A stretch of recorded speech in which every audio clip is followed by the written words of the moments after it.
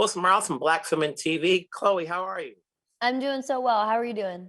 Good. Seems like you're always working year after year. So, so when you get projects like this, what goes into saying yes to starring in Tom and Jerry? I mean, I was so excited right off the bat. I was nervous as a fan of Tom and Jerry. I was like, oh, please, I hope this script is good. I hope they don't mess up the animation.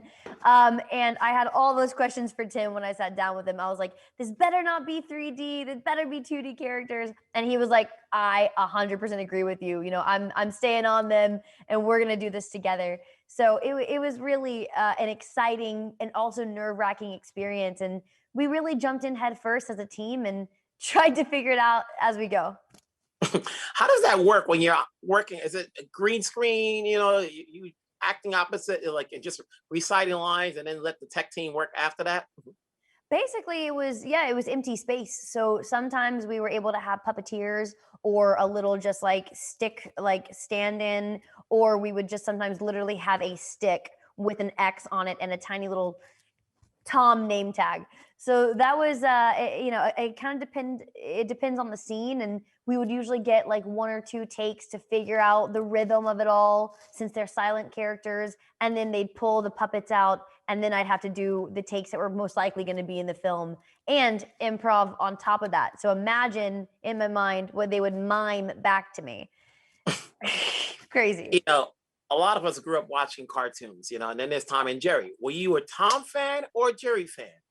I think as a kid, I was a Jerry fan, but then I grew up and now Tom has my heart 100%. And then you're working opposite Michael Pena. But before we get that, like, as somebody who's traveled and worked a long time, you've gone to a lot of different hotels.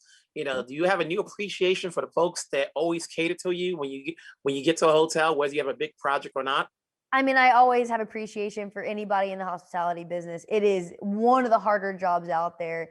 And to be able to work with all those moving parts and be on your feet 14, 15-hour days sometimes, it's pretty badass in my opinion. So 100%. And I had a good time running around trying to pretend like I could ever be a part of that world.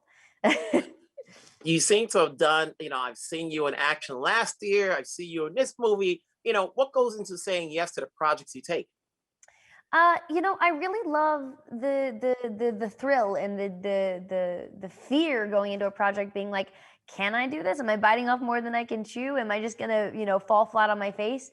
And I really kind of look for that drive and that fire to wanna, wake up at 6 a.m. and get on set and work those 12, 13, 14-hour days and run with it. Is there anything you'd still like to do while you're still young, that roles you can still play? I mean, I feel like thank God the industry is changing where you can play so many different roles as a woman even into your later years, and there's so much more opportunity and diversity in our industry, and it needs to stay that way for everybody and the inclusivity. So, I think I just want to keep working with amazing filmmakers, amazing, writers, amazing cinematographers, amazing actors, and doing projects that are good and fun and different, and be that horror movies, thrillers, action, or family, driven action adventure comedies. I just want to be able to be a part of the good team. Well said. Chloe, it's good talking to you. Take care. Have fun, whatever you do next. Thank you very much. See you later. Bye.